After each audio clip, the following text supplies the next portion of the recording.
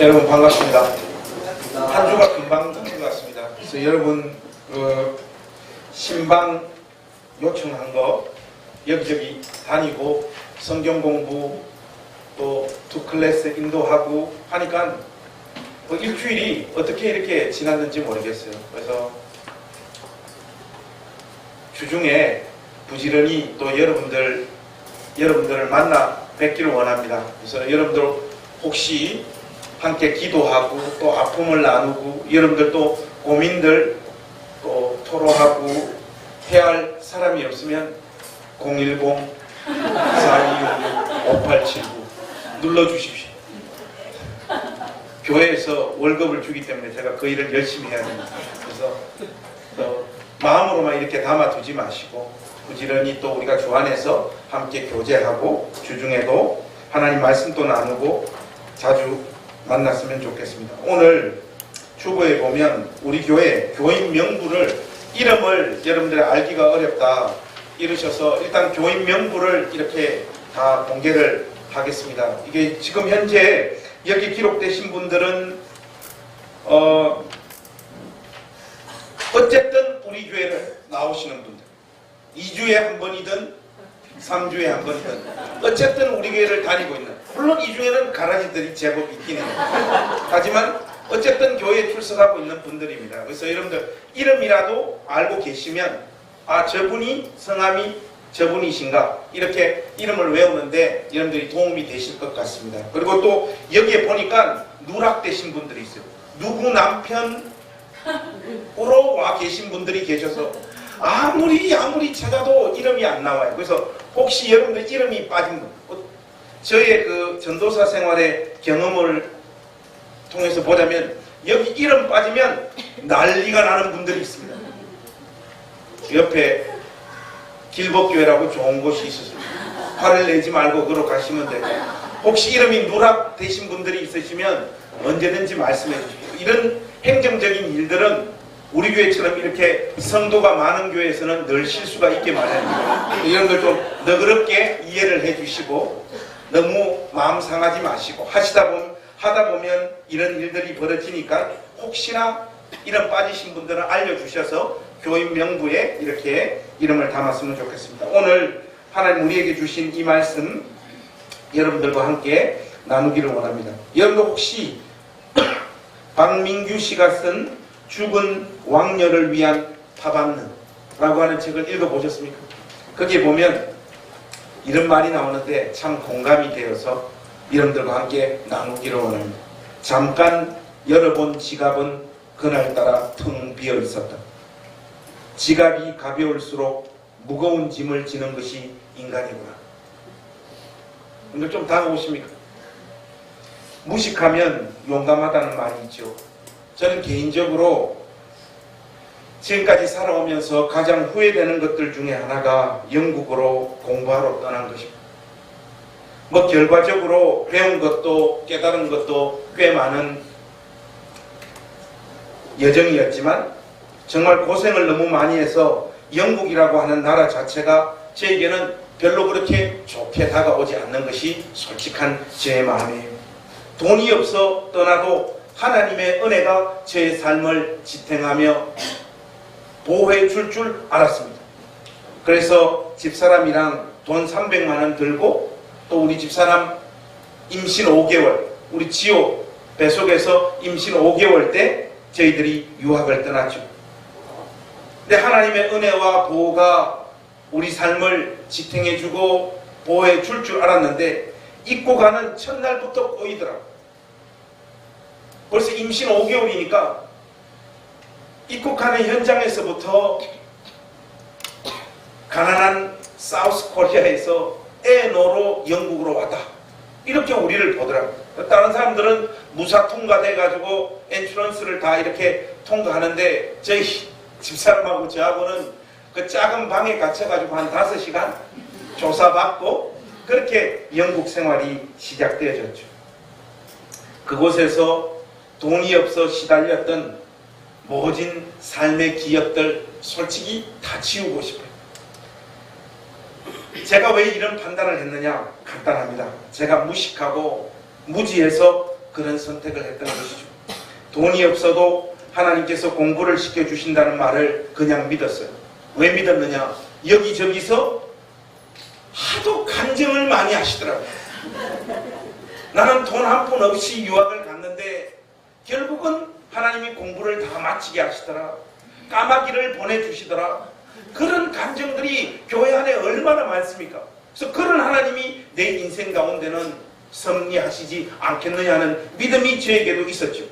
그런데 그 말의 청위를 자세하게 저는 파악하지 못했던 것 같아요.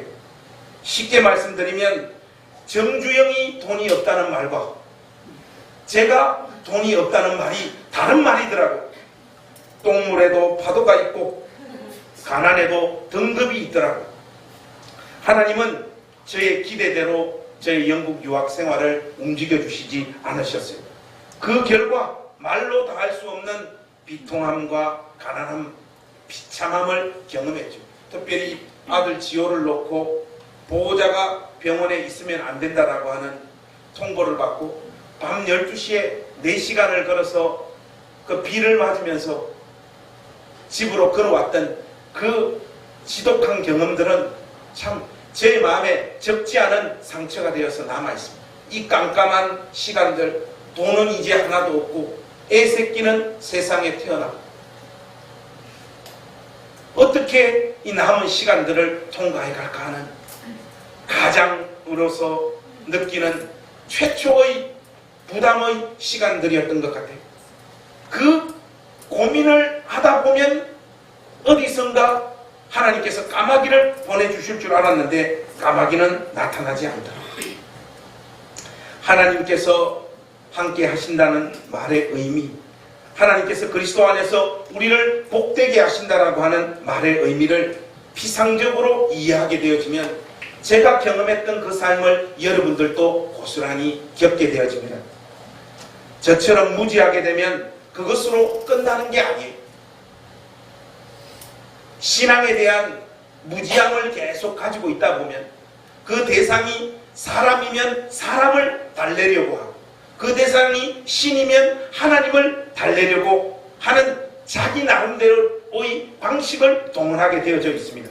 문제는 달래지지 않는다는 것이 결정적인 문제죠. 하나님의 마음을 잘 알지 못할 때 우리는 무지한 신앙체계 안에서 한평생 하나님을 섬기다가 우리의 신앙의 여정을 마칩니다. 무지하면 무지한 상태로 끝나지 않아요. 이 부분을 여러분들에게 어떻게 좀 설명을 할까? 집안일을 예를 들어서 여러분들에게 좀 설명드리고 싶습니다. 여러분, 결혼을 하게 되면 가사일을 하게 되죠.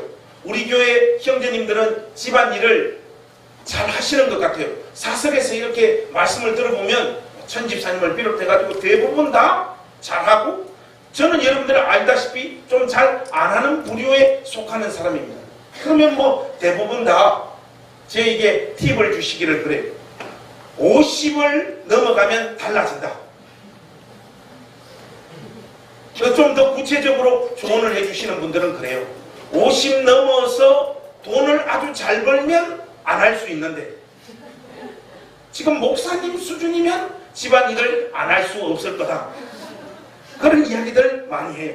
여하튼 그래서 여러분, 저도 설교하는 사람으로 하나님 말씀대로 살고 싶은 마음들이 있어서 아내의 마음이 이러지 않을까 싶어서 남자들을 대표해서 일반적으로 마음을 고쳐먹고 던지는 멘트가 보통 이런 게 있어요. 여보, 오늘부터 나 이 집안일 잘할게. 당신이 뭐든지 시키면 시키는 대로 다 할게. 저는 이거 좋은 말 뜻으로 했는데 이런 말들이 여자의 마음을 위로해 주지 못하더라고요. 마치 돌쇠가 마님의 명령을 기다리는 듯한, 자발적이고 주체적으로 알아서 집안일을 하지 않고 시키면 뭐든지 할게. 저는 이 말을 하면 여자들이 좋아할 줄 알았는데 그렇지 않아요. 그리고 또 하나, 여자의 마음을 몰라서 던지는 말들 중에, 여보, 내가 열심히 이제부터 집안일 도와줄게. 네 일인데 왜 도와준다는 말을 사용하냐? 이게 내 일이냐? 이렇게 나온단 말이죠. 그리고 또 보면 여자들이 아이들 키우고 직장 갔다 와서 집안일을 이렇게 하려고 하면 피곤하니까 피곤해 있는 모습을 보면 여보 피곤하면 지금 안 해도 돼. 그냥 내버려둬. 이렇게 이야기를 하면 저는 당연히 좋은 말이 나올 줄 알았는데 남자들은 일반적으로 더러운 걸 더러운 것으로 인식을 잘 못한대요. 여자들의 눈에서는 그 더러운 걸 지금 치워놓지 않으면 견디지 못하는 마음이 있어요. 나는 칭찬을 받으려고 했는데 이 말 또한 여자에게는 위로가 되어지지 않는, 우리가 하나님을 섬길 때도 마찬가지입니다. 우리 쪽에 가지고 있는 진심, 방법, 간절함 이런 것들을 통하여 하나님 마음을 시원케 하고 하나님의 기쁨의 대상이 되려고 하지만은 하나님께서 우리에게 알려주시고 계시하신 하나님 섬기는 방법이 아닌 방법으로 우리가 하나님을 섬기고 있는 경우들이 너무 많다는 것이죠. 이것이 하나의 신앙의 체계가 되어서 하나님을 섬기는 방식이 되어져 버린 피상적인 기독교가 오늘 우리 시대의 한국교회 안에 자리 잡고 있는 교회들의 모습이 아닐까 싶습니다. 여러분 오늘 본문 말씀을 한번 보십시오.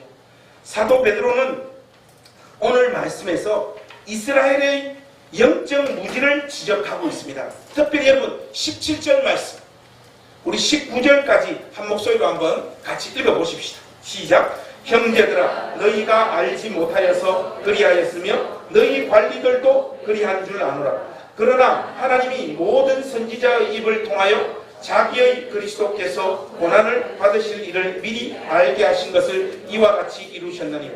그러므로 너희가 회개하고 돌이켜 너희 죄 없이 함을 받으라. 이같이 하면 새롭게 되는 날이 주 앞으로부터 이를 것이요. 여러분들 특별히 17절을 한번 자세히 들여다보십시오.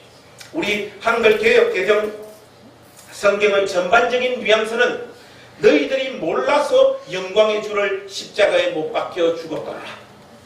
괜찮다 하는 제법 따뜻한 뉘앙스가 느껴지는 말 같습니다. 그러나 원문의 분위기는 조금 달라요.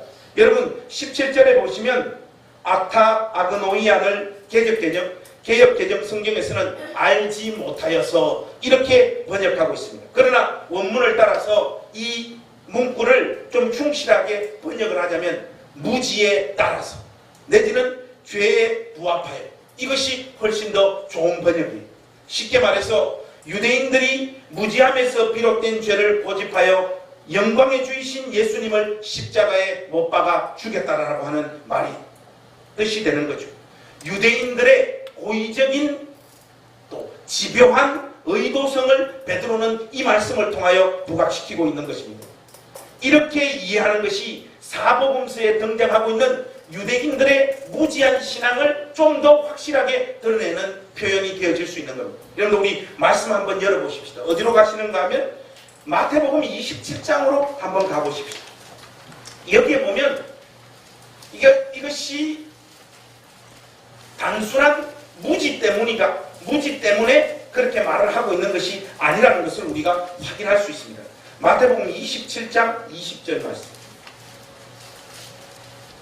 20절 말씀 우리 한 목소리 한번 같이 읽겠습니다. 시작. 대제사장들과 장로들이 무리를 권하여 바라바를 달라하게 하고 예수를 죽이자 하게 하였다. 사도 베드로가 무지라는 단어를 사용해서 여기서 언급하고 있는 이유는 명백합니다. 과거의 그들의 죄와 실수에 대한 철저한 깨달음이 없이는 하나님 앞으로 회개하고 돌아오는 것이 불가능하다고 지금 이야기하고 있는 거예요. 그것을 강조하고 있는 겁니다. 유대인들의 인식에는요, 고난받는 메시아라고 하는 개념은 존재하지 않는 거예요. 유대인들에게는 실패하거나 눈물을 흘리거나 좌절하거나 패배하거나 하는 메시아는 메시아가 될 수 없는 것입니다. 누가복음 23장 35절 이하에 보면 제가 여러분들 한번 읽어드리겠습니다. 여러분 한번 잘 들어보시오.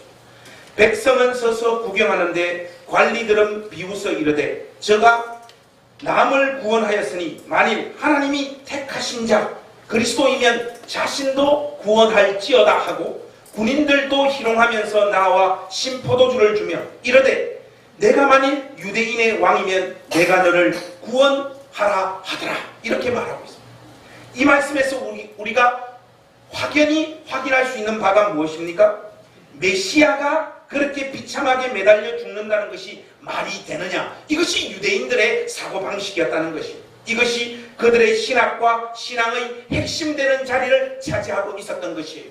자기들 나름대로 가지고 있었던 메시아관이 분명하게 유대인들에게는 있었고 그 관에서 예수님을 바라보았을 때 예수님은 세상에 오신 그리스도가 될 수 없었다라고 하는 것이 결론이 되겠습니다. 좀 더 쉽게 여러분들에게 설명을 하자면 유대인들이 가지고 있었던 신학은 영광의 신학의 신봉자들이었다는 것이에요. 자신들이 온 마음을 다해 섬기고 따랐던 하나님은 이 땅에 메시아를 보내주셔서 그를 믿고 따랐던 그들에게 결국은 승리와 영광을 허락해 주시는 분. 이것이 그들의 신앙과 신학의 체계였다는 것이죠. 이런 신앙적 전제와 확신은 다른 사람의 이야기나 객관적인 진술을 자기들이 가지고 있는 신학적인 렌즈를 통해서 보기 때문에 있는 그대로의 진술과 내용들을 자기의 마음에 담을 수 없는 결정적인 어려움이 발생되어지는 것입니다. 그런데 오늘 본문 말씀 18절 말씀에 보시면 이런 표현이 나와 있잖아요. 그리스도께서 고난 받으실 일을 어떻게 했다고요? 미리 알게 하셨다. 이런 표현이 등장하고 있습니다. 그들의 정경인 구약 성경에 명백하게 제시한 것들을 그들은 자기들이 가지고 있었던 신앙과 신학의 렌즈를 통해서 인식했기 때문에 고난받는 메시아라고 하는 명백한 문구가 성경에 등장하고 있음에도 불구하고 그것은 메시아를 가리켜 말씀하는 것이 아니라라고 하는 삐뚤어진 성경 해석을 가질 수밖에 없었다라는 것이죠. 그리스도께서 고난을 받는다는 것은 그들에게 성립되어질 수 없는 개념이었기 때문에 그렇습니다. 이런 식의 무지와 오해가 유대인들에게 얼마나 강력하게 자리 잡고 있었는가를 우리가 명명백백하게 확인할 수 있는 방법이 있습니다.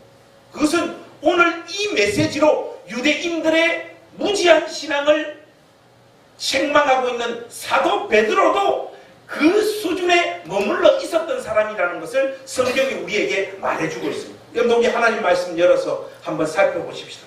누가복음 9장으로 한번 가보십시다. 누가복음 9장 43절부터 한번 보겠습니다. 누가복음 9장 43절에서 45절 말씀. 이 말씀은 이미 사도 베드로가 예수님을 그리스도로 자기의 신앙을 고백하고 난 다음에 발생되어지는 사건이라는 걸 여러분들이 꼭 기억하십시오. 제가 43절 읽겠습니다. 사람들이 다 하나님의 위엄에 놀라니라. 그들이 다 그 행하시는 모든 일을 놀랍게 여길세 예수께서 제자들에게 이르시되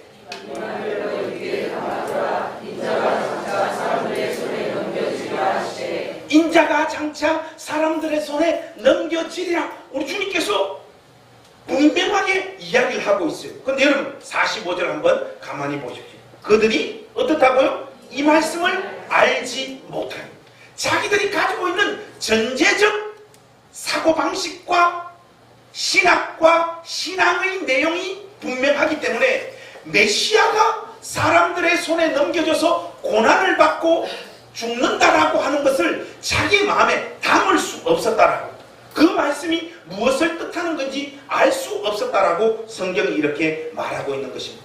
말씀을 정리해보면 그들이 예수님을 십자가에 못 박은 핵심적인 이유는 그들의 신앙적 무지 때문에 그렇습니다. 그런데 그들의 신앙적 무지는 그들이 가지고 있었던 신앙과 신학의 너무 확고한 전제적 사고방식, 거기에서 오는 것이 그들의 신앙적 무지였음을 성경이 오늘 우리에게 말하고 있는 거예요.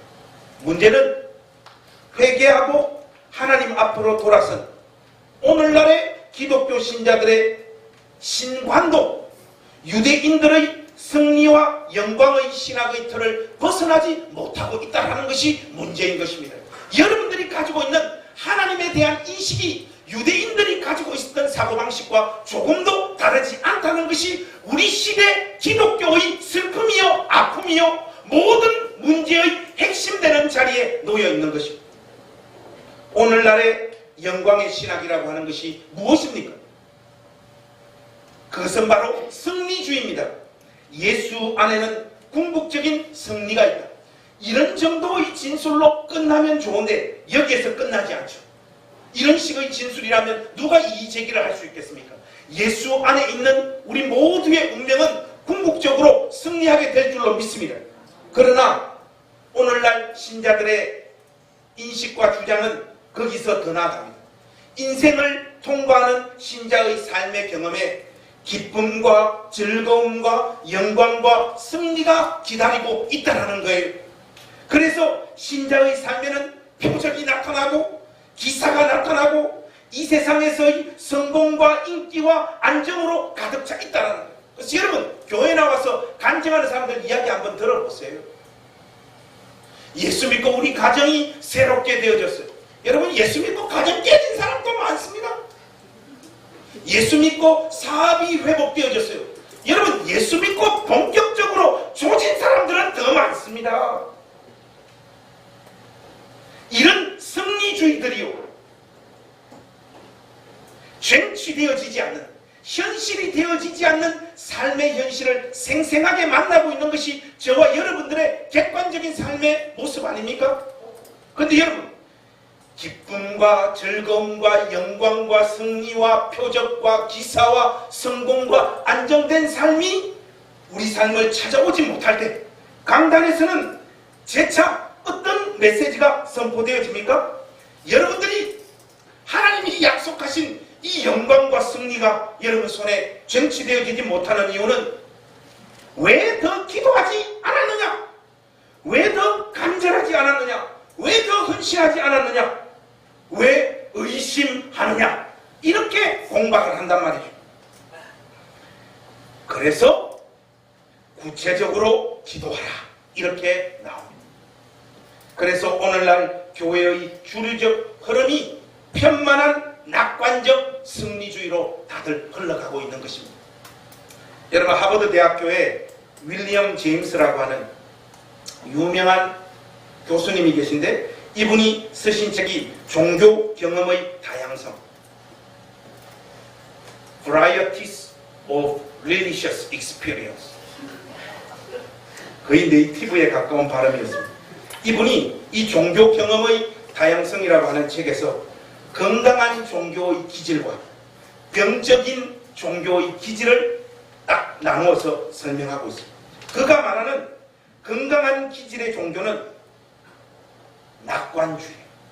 그 안에는 세상과 삶의 경험을 향한 기대가 낙관하는 잘 될 거라고 하는 내용들로 가득 차 있다는 거예요. 잘 된다. 걱정하지 말아라. 하나님이 책임지신다. 염려할 것 없다. 바로 이런 내용들로 채워져 있다는 거죠. 그런데 반면에 병적인 기질의 종교에는요. 자신이 죄에 가득 찬 존재로 끊임없이 인식하고 회개하며 하나님 앞으로 나아가야 될 사람들로 자기 자신의 정체성을 삼는다는 것입니다. 결국 사람들은 병적인 종교의 기질을 좋아할까요? 아니면 낙관적 기질의 종교를 좋아할까요? 건강한 기질의 종교를 좋아하겠습니다. 당연히 건강한 기질의 종교를 더 좋아하죠. 이 종교 시장에서 그것을 재빠르게 간파한 양복 입은 무당들이 여러분들에게 건강한 기질의 종교로 이 기독교를 다 탈색하고 바꿔버리고 있는 것이 여러분 그런데 건강한 기질의 종교는요 타락의 현실을 무시하는 거예요. 죄가 아직도 여전히 왕노릇하고 있다는 것을 까맣게 잊고 있는 것이 이 세상의 질서를 피상적으로 이해하고 있다 그 말입니다. 우리가 살고 있는 이 세상은 하나님께서 맨 처음 지으셨던 죄가 존재하지 않은 그 상황으로 보존되어져 있지 않다는 것을 여러분들이 기억하셔야 됩니다. 그래서 건강한 기질의 종교는요, 풍요의 시대에는 일종의 심리적 치료법으로 바뀌게 됩니다. 그리고 또 비극의 시대에는 종교는 우리 삶에서 무가치한 것으로 인식되어지도록 그 자리로 전락되어 버리고 맙니다.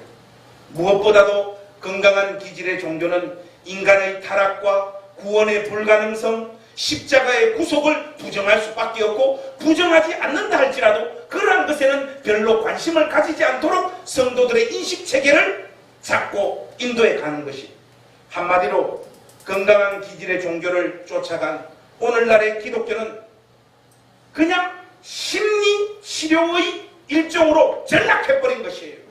여러분들이 힘들 때 위로해주고 힘을 제공해 주는 것 이상 기독교는 어떤 의미를 가지지 못하는 것입니다. 그것보다 더 결정적인 문제가 뭔지 아십니까? 여러분들이 극심한 삶의 고난을 만났을 때 여러분들이 가지고 있는 이 건강한 기질의 종교적 체계로는 그 현실을 맞설 수 없습니다. 대부분 다 신앙을 버리게 되어지는 것이에요. 오늘날 기독교회 안에 하나님을 감상적 이미지로 경험하고 있는 사람들이 예배당을 가득 채우고 있어요. 이런 식으로 하나님을 경험하고 이해하고 있는 사람들은 어려운 현실을 만나게 되면 하나님을 신뢰할 만한 존재로 인식할 신앙의 동력을 자기 안에서 가져올 수 없습니다. 여러분, J.B. 필립스라고 하는 사람이 내 하나님은 너무 작다라고 하는 책을 썼어요. 거기에서 아주 인상적인 말을 합니다. 오늘날 그리스도인들이 가지고 있는 하나님 개념은 사춘기와 성인기의 위기를 견뎌내기는 너무 연약하다고 이야기를 합니다. 이렇게. 여러분, 우리 교회 인적 구성원들을 보면 비교적 젊어요. 우리 교회는 청년들도 오늘 이 명단들 보니까 한 15명 정도 됩니다. 우리 청년들 이렇게 보면 어떤 애들은 믿음이 아주 좋아 보여요. 신실해요. 어떤 애들은 만나보면 껄렁껄렁합니다. 그런데 여러분, 결혼을 해보세요. 희한한 게 있어요.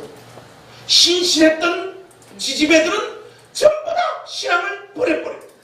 껄렁껄렁한 애들은 이상하게도 껄렁껄렁하게 계속 교회를 나오는 모습을 만납니다. 사춘기와 청년기를 통과할 때만 여러분들이 가지고 있는 그 신앙의 체계가 의미가 있다는 거예요.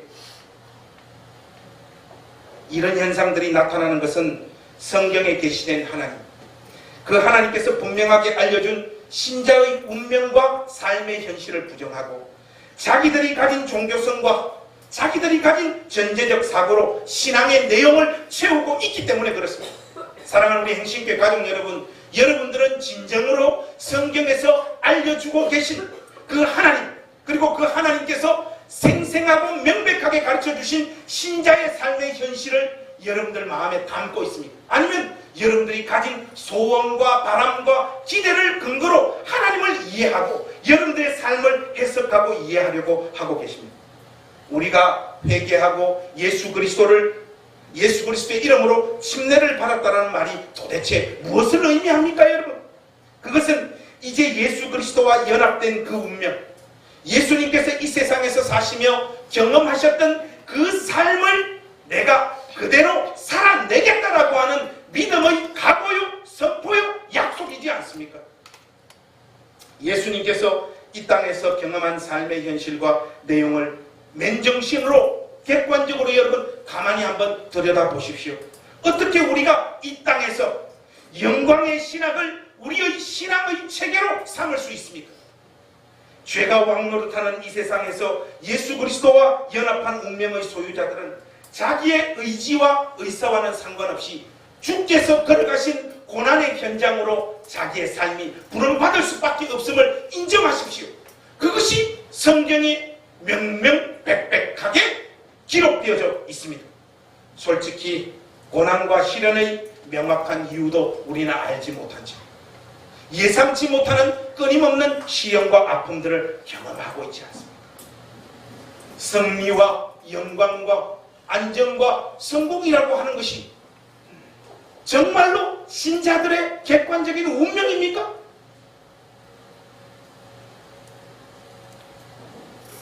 여러분들하고 오늘 이 복된 주일날 설교 시간에 꼭 한번 같이 읽고 싶은 말씀이 있어요. 시편 77편 여러분들 한번 다 펼쳐보시고, 좀 기니까 우리 9절까지만 한번 읽어봤으면 좋겠어요. 시편 77편 1절에서 9절. 제가 먼저 1절 말씀 읽겠습니다. 여러분, 이 말씀은 좀 틱을 해놓으셔서 집에 가셔서 좀 깊이 더 묵상할 수 있기를 바랍니다. 내가 내 음성으로 하나님께 부르짖으리니 내 음성으로 하나님께 부르짖으면 내게 귀를 기울이시리로다. 나의 환난날에 내가 주를 찾았으며 밤에는 내 손을 들고 거두지 아니하였나니 내 영혼이 위로받기를 거절하였도다. 내가 하나님을 기억하고 불안하여 근심하니 내 심령이 상하는도다. 주께서 내가 눈을 붙이지 못하게 하시니 내가 괴로워 말할 수 없나이다. 내가 옛날 곧 지나간 세월을 생각하였사오며 밤에 부른 노래를 내가 기억하여 내 심령으로 내가 내 마음으로 간구하기를. 여러분, 7절에서 9절은 너무 절절하니까 우리 한번 같이 한번 읽어보십시다. 시작. 주께서 영원히 버리실까? 다시는 은혜를 베풀지 아니하실까? 그의 인자심은 영원히 끝났는가? 그의 약속하심도 영구히 패하였는가? 하나님이 그가 베푸실 은혜를 잊으셨는가? 노하심으로 그가 베푸실 긍휼을 그치셨는가 하였나이다. 여러분, 이게 시편 기자만 겪는 현실입니까? 예수 안에 있는 모든 신자들이 경험하는 신앙의 고백이요 생생한 비명이지 않습니까? 하나님을 믿고 신뢰하면서 가는 자의 심령에 들어있는 생생한 목소리라는 것을 여러분들이 잊지 마십시오. 의심과 번민이 가득 차 있지 않습니까? 의심하고 싶어서 의심합니까? 이제까지 자기가 믿어왔던 그 하나님이 최소한의 것을 자기 삶에 허락해 주시지 않기 때문에 가지는 신자가 쏟아놓는 당연한 모습이요 항변이요 비명이지 않습니까? 여기 그 어디에 섭리주의가 나타나 있습니다. 영광의 하나님이 나타나 있냐 그 말이에요. 이런 식의 고민들이 신자들 중에 극소수만 경험하는 삶의 경험입니까? 그렇지 않습니다. 누구나 다 통과해가면서 이 모진 인생을 통과하면서 쏟아놓는 고백들이에요. 우리가 부름받고 있는 자리는 영광의 자리가 아니라 주님 주신 십자가의 자리임을 잊지 마십시오. 우리의 신학은 영광과 승리의 신학이 아닙니다. 십자가의 신학이 우리의 신앙의 정체성임을 잊어서는 안 됩니다. 십자가의 신학이라고 하는 것이 무엇을 의미합니까? 하나님은 경험적으로 하나님이 가장 먼 곳에 계시며 우리 삶에 가장 무관심하다고 느낄 바로 그때 오히려 우리 삶에 구원하는 자비로 임재하시는 분이라는 것을 믿는 것이 십자가의 신학 아닙니다. 주님이 지신 십자가를 통해 위로와 힘을 받는 우리는 영광의 신학의 체계를 과감하게 내던져버려야 합니다. 이것을 고수하고 끝까지 여러분들이 붙잡고 있을 때 헛된 소원과 바람, 그것을 향한 끊임없는 갈구 속에서 여러분들의 신앙은 질식해버리는 것이에요. 그거 가지고는 신앙도 인생도 해석되어지지 않는 현실을 만날 수밖에 없다 그 말입니다. 이 세상에서 여러분 식대로 예수를 믿는다는 그것이 아무런 영향도 여러분 삶에 미치지 못합니다. 그러한 기대로 매주 예배당에 나오는 사람들이 있습니다. 이 표현을 용서하시고 들어주시고 똥주사 한 방씩 맞으러 교회에 오는 겁니다. 고달픈 삶, 머리에 세상 사람들은 술을 마셔 머리를 마비시키며 그 현실을 견뎌내는데 여러분들은 여러분들이 만든 가짜 위로, 가짜 신앙체계에서 뿜어져 나오는 힘을 공급받기 위해서 여기에 앉아있는 것이, 저는 일부러 우리가 자진해서 고달픈 삶을 살자고 여러분들을 부추기고 싶은 마음은 조금도 없습니다. 그러나 우리의 주이신 그리스도를 온전히 쫓는 자의 생생한 운명을 여러분들에게 성경을 근거하여 소개하고 있는 것이에요. 시험과 시련이 없는 믿음은 결단코 우리로 하여금 하나님의 약속을 끝까지 붙잡으려고 몸부림치는 자리로 인도하지 않습니다. 하나님의 은혜는 우리가 인생살이에서 겪는 어려운 시험을 요리조리 피하게 해주고 또 그 어려운 시험들이 우리 삶을 빙 돌아서 우리를 지나가는 모습으로 우리 삶에 찾아오지 않습니다. 모진 시험들은 신자들의 삶에 정면으로 와서 박치기를 해버린다는 사실을 여러분들이 잊지 마십시오. 그래서 저와 여러분들은 진짜 고통을 경험하게 되는 것이에요. 여러분, 진정한 고통을 경험해 본 사람들은 죽음보다 더 큰 공포가 있다는 것을 알게 됩니다. 여러분, 죽는 것보다 더 큰 공포가 무엇인지 아십니까? 사는 공포예요. 다가오는 아침과 그 다음 아침에 대한 공포, 이 무시무시함을 어른들이 되면 만나게 되고 체감하게 되고 인정하게 되어지는 것입니다. 신자라고 해서 그 삶을 제외될 것이라고 생각하지 마십시오. 일어나 새날이 밝았어. 아침마다 우리를 찾아오는 이 하나님의 음성이 얼마나 고통스럽게 우리의 가슴을 짓누르는가. 그것은 어른이 되어보면 누구나 다 고백하고 인정할 수밖에 없는 현실입니다. 저는 이 교회를 개척해서 참으로 행복합니다. 제가 행복해하는 이유가 무엇일까요? 새벽 기도가 없지 않습니다. 제 친구 녀석이, 목회하는 녀석이 전화와서 하는 말이 제가 이 세상에서 제일 부럽대요. 왜 부럽냐 하니까 넌 새벽 기도 안 하니까 너무 부럽다. 나는 매일 일어나서 강단 뒤에 살짝 각도 잘 맞춰 숨어가지고 기도 안 하고 아슬아슬한 마음으로 그 조는, 매일매일 조는 내 심정을 너나 아느냐, 그렇게 이야기를 하더라고요. 새벽 기도를 안 한다는 것 보통 은혜가 아닙니다. 여하튼 조용히 잠든 채로 생이 마감되었으면 하는 그런 처절한 고통을 우리는 누구나 다 인생에서 한 번씩 통과하게 되고, 또 어떤 사람들은 이상하게도 그 고통이 계속되어지는 현실을 만나게 되어집니다. 그런 현실이 찾아온다고 해서 여러분들의 신앙이 병든 것도 아니고 문제가 있는 것도 아니고, 인생으로 이 세상에 태어난 대부분의 사람들이 통과하며 경험하는 삶이라는 것을 인정하고 받아들이십시오. 예수 이름으로 이것을 뛰어넘을 생각을 하는 것이 바로 영광의 신학에 여러분들이 경도되어져 있는 증거인 것입니다. 저의 인생에서 제일 서러웠던 날들을 떠올려 봅니다. 삶의 여러 장면들이 있는데, 특히 제가 군대 갔다 와서 제대를 해서 집을 내려가니까 아버지는 제 신학대학 1학년 때 돌아가시고, 누님들하고 형님들은 저보다 다 나이가 많으니까 다 시집가요. 어머니 혼자 사시는데, 어머니 혼자 그 골목, 제가 제대해서 어머니를 찾아간 방이 이 골목 깊숙이 들어가니까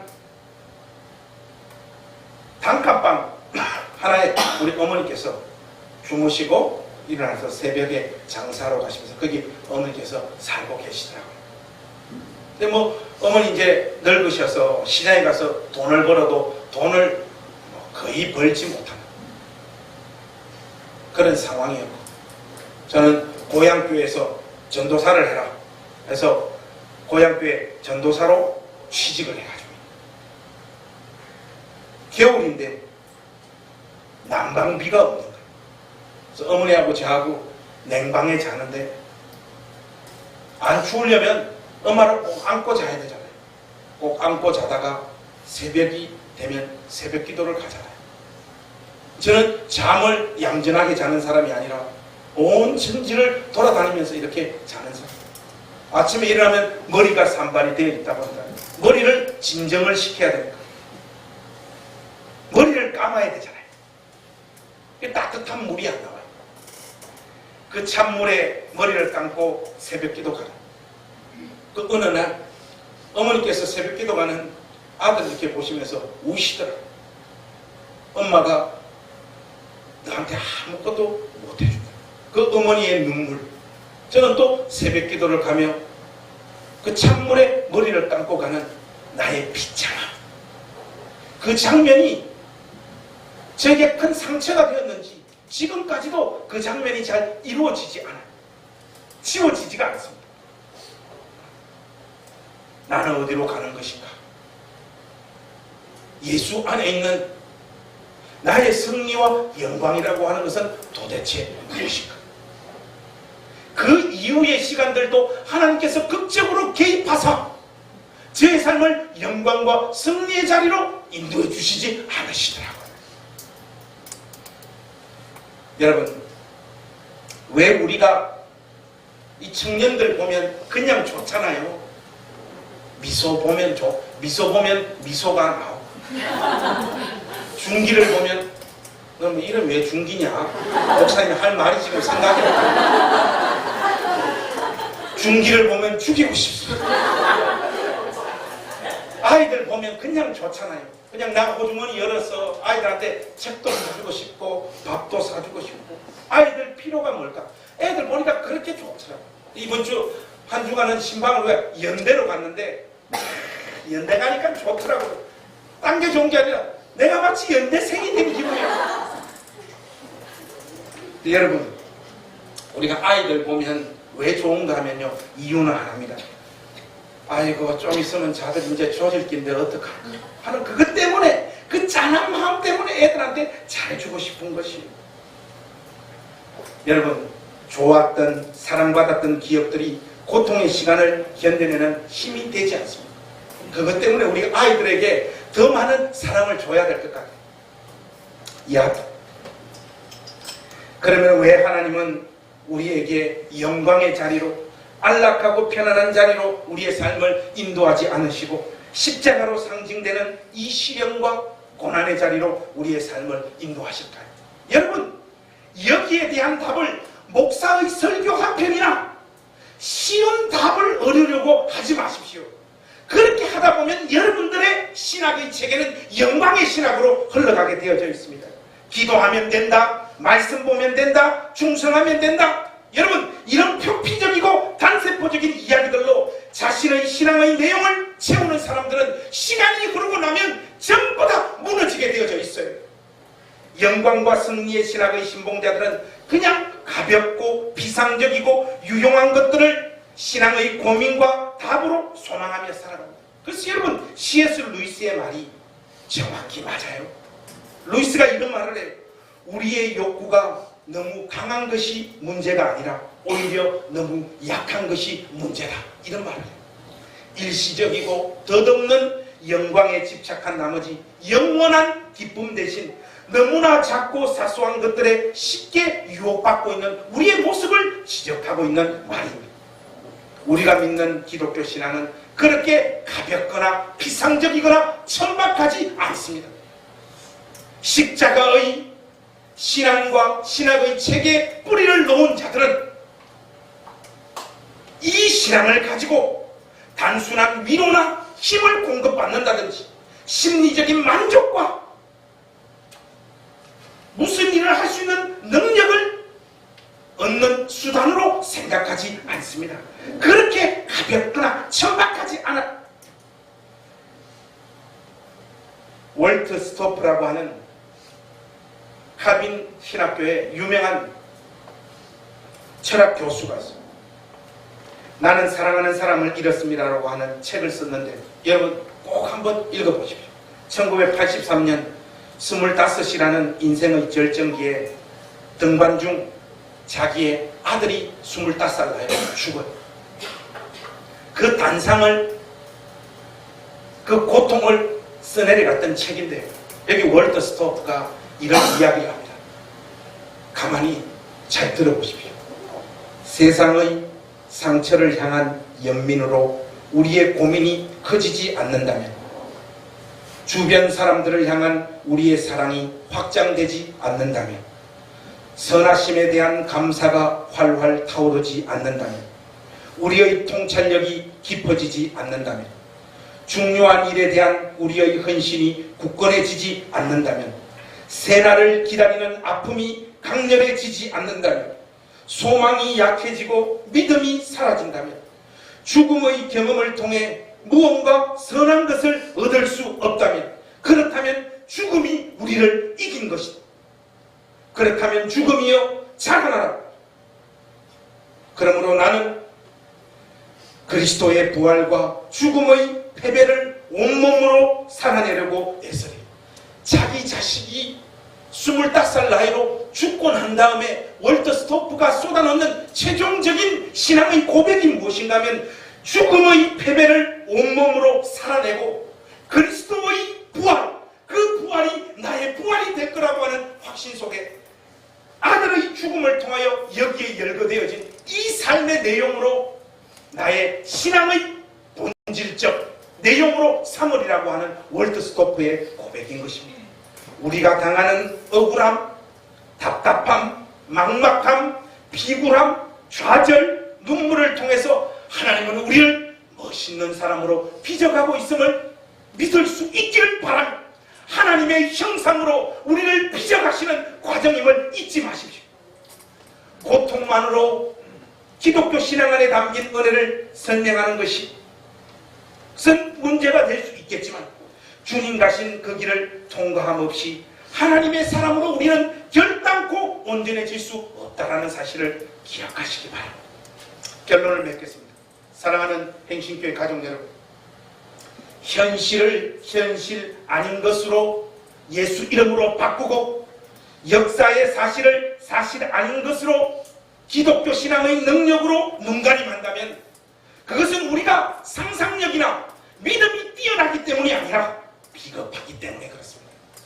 여러분들을 찾아오는 생생한 고통을 예수 안에서 경험하고 받아들이시고 통과하십시오. 그걸 통과하고 경험하는 방법 이외로 기독교 신앙의 온전함을 이해할 수 있는 방법은 존재하지 않습니다. 우리를 찾아오는 생생한 현실을 기독교 신앙으로 이렇게 저렇게 눈가림하거나 쉬운 답을 찾으려 한다거나 이런 방식으로 여러분 자신을 속이려고 하지 마십시오. 아무리 외면하려고 해도 기독교 신앙 안에 담긴 신자의 현실은 쉽지 않습니다. 세상이 영원한 우리의 집이 되어질 수 없으며, 이 세상이 주는 것으로 우리는 만족할 수 없는 존재들이라는 것을 이 모든 고통을 통해서 확인하며 우리 가슴에 새겨 넣는 줄로 믿습니다. 사랑하는 가족 여러분, 제발 영광과 승리로 거짓을 쏟아놓고 있는 가짜 기독교 신앙, 그 영적인 무지에서 빠져나오십시오. 그래서 주님 가신 십자가의 길로 여러분들의 생을 몰아가시기를 우리 주님의 이름으로 부탁합니다. 그것이 여러분과 저에게 궁극적으로 복이 되어질 줄로 믿습니다. 여러분들의 삶이 이 모진 인생의 경험을 통하여 무너지고 내려앉는 것 괜찮습니다. 저는 원래 시를 좋아하거나 이런 걸 별로 좋아하지 않는데, 오늘 설교의 결론으로 혹시 여러분 이 사람 압니까? 헨리 데이비드 소로. 제가 읽으니까 시인 이름 발음이 이상하네요. 헨리 데이비드 소로 맞습니까? 이 사람이 너무 가슴에 다가오는 이런 말을 쏟아놔요. 여러분들에게 위로가 될 수 있기를 바랍니다. 들판의 모든 풀잎과 숲속의 모든 나뭇잎들은 생명으로 태어날 그 순간에 아름다움에 못지않은 아름다움으로 계절의 변화에 순응하며 그 생명을 내려놓는, 실패하고 좌절하고 눈물을 흘리고 답답하고 막막하고 답이 없어 보이는 그 길을 목숨이 붙어 있기 때문에 끊임없이 걸어가야 되는 그 삶도 아름답고 멋진 생애입니다. 그리스도 안에서는 모든 삶의 현실과 경험이 복이 된다는 사실을 기억할 수 있기를 바랍니다. 그래서 저도 유명한 말을 한마디 쏟아놓고 설교를 끝내야 될 거 아닙니까? 헨리 데이비드 소로가 이게 길게 이렇게 말을 했는데 저는 이렇게 표현하고 싶습니다. 아마 저 말이 더 멋질 거예요. 김관성 버전. 일몰은 일출만큼 아름답다. 믿습니까? 일몰은 일출만큼 아름답다. 오늘 설교의 결론. 여러분,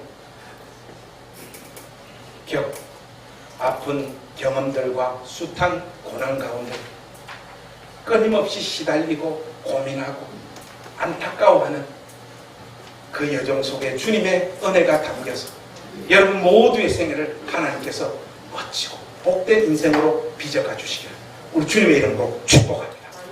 기도하겠습니다. 하나님, 오늘 우리가 가지고 있는 이 기독교 신앙의 내용과 체계가 하나님 가르쳐 주신 그 방식과 그 내용이 아니라 우리가 만들어 놓고 우리가 기대하고 우리가 소망하는 것들로 채워져 있지 않는지 우리를 점검합니다. 하나님, 유대인들이 가졌던 그 영적인 무지가 우리의 현실이 되어지지 않는 은혜를 주시옵소서.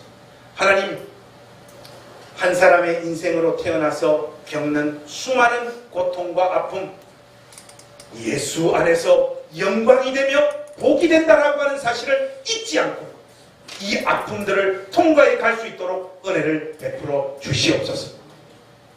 견딜 수 없어 처절한 비명과 탄식을 쏟아놓고 있는 우리 가족들을 기억하여 주시고 이 복된 주일 하나님 말이 주실 수 있는 평강과 위로로서 그들과 함께하여 주시옵소서. 예수님의 이름으로 기도하옵나이다. 아멘.